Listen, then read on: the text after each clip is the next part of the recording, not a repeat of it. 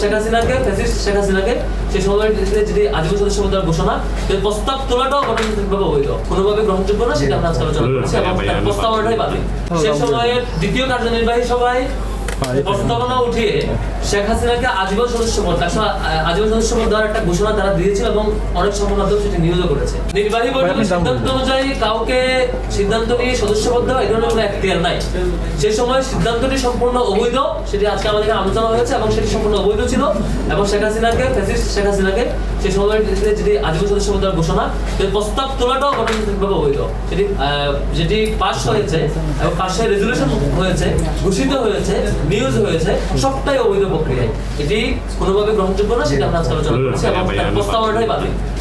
পাশ করা দূরে সবটাই অবৈধ এবং ইনভ্যালিড প্রস্তাবনা এবং গণতন্ত্রের নিয়ম অনুযায়ী নির্বাহী বোর্ডের এই অথরিটি নাই কাউকে সম্মাননা পদ দেওয়া, সদস্য পদ দেওয়া। এটা একটা এজেন্ডা যেটি আজকে সিদ্ধান্ত হয়েছে। দ্বিতীয়টি, ডাকসুকে একাডেমিক ক্যালেন্ডারে আওতায় নিয়ে আসা আমাদের একটি সকলের কমন একটা ইস্তেহার ছিল এবং কমন টার্গেট ছিল। আজকে আমরা সকলে একমত হয়েছি ডাকসু নিয়মিত হওয়ার ব্যাপারে।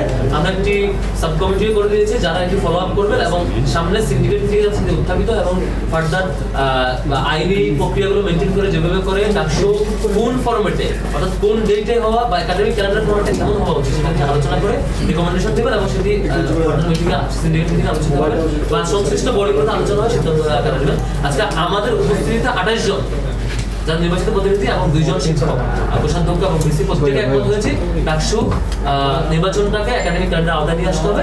সেটার ফরম্যাটটা কি হবে সেটা নিয়ে ফার্দার আলোচনার জন্য একটু কমিটি করে দেওয়া হবে। তারপরে হচ্ছে আমাদের নারী শিক্ষার্থীদের মাতৃত্বকালীন ছুটি নিয়ে সিদ্ধান্ত হয়েছে, সেটি অলরেডি আমরা অনেকগুলো ফার্দার ফলো আপ করা হবে। তারপরে আমাদের বাজেট সংক্রান্ত আলোচনা হয়েছে, বাজেটটি যাতে নিয়মতান্ত্রিক উপায়ে এবং স্বাভাবিকভাবে হয় সেটা নিয়ে বেশি স্যার এগ্রি করেছেন, চেষ্টা করবেন, সেটি নিয়ে আলাপ হয়েছে।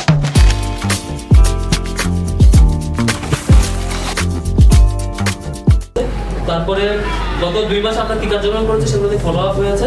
একই সাথে আগামীতে অতি অল্প সময়ের মধ্যে সকল হল সংসদে 13 জন করে নির্বাচিত প্রতিনিধি এবং আমাদের 28 জন সবার উপস্থিত একটি সম্মেলন, গ্র্যান্ড সেলিব্রেশন বা সম্মেলন হওয়ার আয়োজন হওয়ার সিদ্ধান্ত হয়েছে। সেটি 3 তারিখ খুব শীঘ্রই জানিয়ে দেওয়া হবে।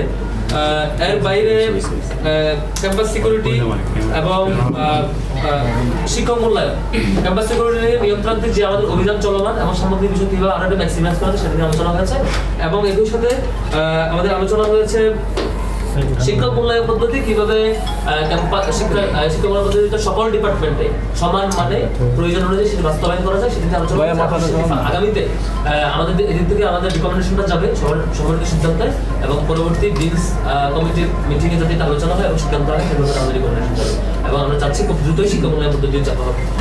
এর বাইরে আমাদের ইন্টারনাল আরো অনেকগুলো বিষয় নিয়ে যেগুলো আমাদের রেগুলার কার্যক্রম সেগুলো আলোচনা মৌলিকভাবে আপনাদেরকে জানাবার মতো যেসব বিষয়গুলো সেগুলো ব্রিফ করেছে। একই সাথে সবচেয়ে গুরুত্বপূর্ণ যেটি আগামী কয়েকদিনে ঘটবে, ফ্যাসিস্ট আওয়ামী লীগ যেভাবে করে তাদের অবস্থান চালানোর চেষ্টা করার মতো করে একটা ঘোষণা দিচ্ছে, সেটির বিপরীতে আমাদের অবস্থান এবং ঢাকা বিশ্ববিদ্যালয়ের চারপাশে সকল স্পটে সকল হল সংসদ এবং কেন্দ্রীয় সংসদের সমন্বয়ে সব জায়গায় আমরা এই ক্যাম্পাসকে ফেসিবাদের সকল সিমটমস মুক্ত এবং তাদের কোনো ধরনের ইম্প্যাক্ট এখানে না থাকে সেটা সিকিউর রাখার জন্য আমাদের অবস্থান এবং কর্মসূচি জারি থাকে সেগুলো করে আমাদের আলোচনা হয়েছে। অলরেডি দেখতে পাচ্ছেন ডাক্তারের সামনে আমাদের শিক্ষার্থীরা উপস্থিত, রাতব্যাপী সে কর্মসূচি এবং কোনোভাবেই ফেসিবাদ যাতে ফেসিবাদী শক্তি এই সন্ত্রাসী আওয়ামী লীগ এবং ছাত্রলীগ যাতে কোনোভাবেই ক্যাম্পাসের পরিসরে আমাদের এই আশপাশে কোথাও তাদের সেই সন্ত্রাসী কার্যক্রম পরিচালনা করতে না পারে। একই সাথে আমাদের সারা দেশের সকল শিক্ষার্থীকে আহ্বান জানাবো ডাকসুর পক্ষ থেকে যাতে করে সকল স্কুল কলেজ পর্যায়ে প্রত্যেক শিক্ষার্থী তার যে জুলাইয়ের যে সেটাকে ধারণ করে সন্ত্রাসীদেরকে থেকে সামগ্রিক অবস্থান জানাতে সে